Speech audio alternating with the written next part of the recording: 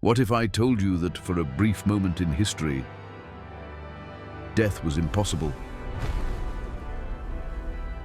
That every single human emotion you've ever felt, anxiety, loneliness, shame, simply didn't exist.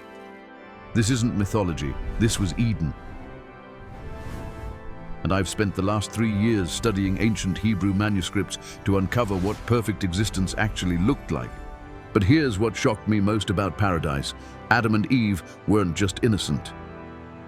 They possessed something that would terrify most Christians today if they truly understood it. Something the serpent knew would change everything. Over the next several minutes, I'm going to show you 3 aspects of Eden that will completely transform how you view your current struggles and God's original design for humanity. Because what I discovered in these ancient texts reveals why you feel so lost and lonely in this world, and it's not what your pastor taught you. 99% of Christians have never truly grasped what very good meant when God looked at his creation. But when you understand the Hebrew word tov in its original context, it reveals something that will make you question everything about suffering. In Eden, entropy didn't exist. Think about that for a moment. Nothing decayed, nothing broke down. Adam's body wasn't fighting aging because aging was impossible. The ground didn't resist his touch. Every seed he planted grew exactly as intended, every time. But here's what's even more mind-blowing. Adam and Eve's minds worked at full capacity. No mental fog, no forgotten memories, no confusion. They could perceive reality with crystal clarity that we can't even imagine.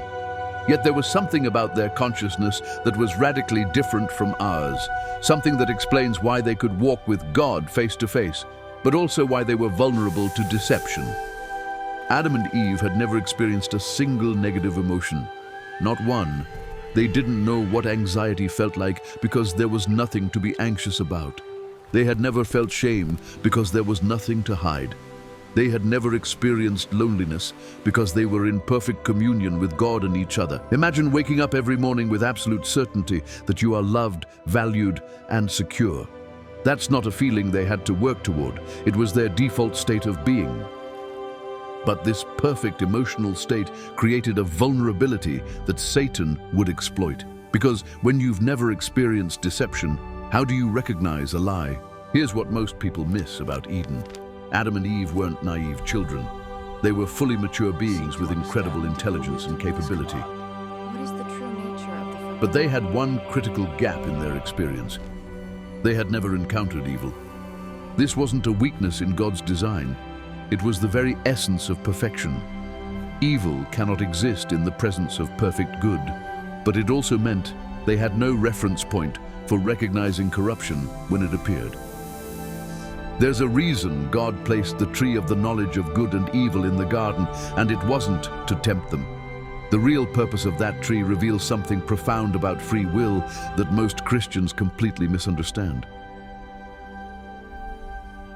Love cannot exist without choice. God could have created robots who obeyed him perfectly, but that wouldn't be love. That would be programming. The tree represented the one boundary that made their love for God authentic and meaningful. Every day, Adam and Eve chose not to eat from that tree. They were actively choosing to trust God's wisdom over their own understanding. This wasn't blind obedience. It was conscious, deliberate love. But there's something about the nature of this choice that reveals why God allowed the fall to happen, even though he knew it would bring unimaginable suffering. God took the ultimate risk when he created beings with free will. He knew that genuine love required the possibility of rejection. He knew that true relationship required the option to walk away. This is why your current struggles aren't evidence that God doesn't care about you. They're evidence that he loves you enough to give you real choice, even when those choices lead to pain.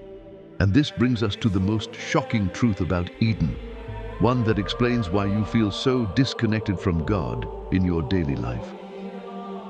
Before the fall, there was no separation between the physical and spiritual realms. Adam and Eve lived simultaneously in both worlds.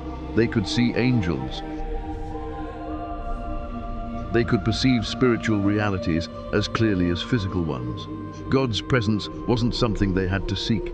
It was their constant reality. When sin entered the world, it didn't just corrupt their hearts. It created a veil between dimensions. Suddenly, they could only perceive the physical realm clearly. The spiritual world became hidden, mysterious, requiring faith to access. But here's what gives me hope. And what should give you hope too. Eden wasn't destroyed, it was veiled. And every longing you feel for something more, every sense that this world isn't quite right, is actually your soul remembering what it was created for.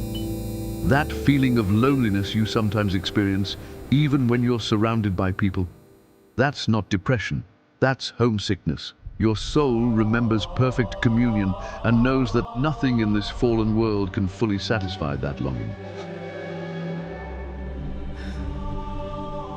That frustration you feel when things break, when relationships fail, when your body gets sick.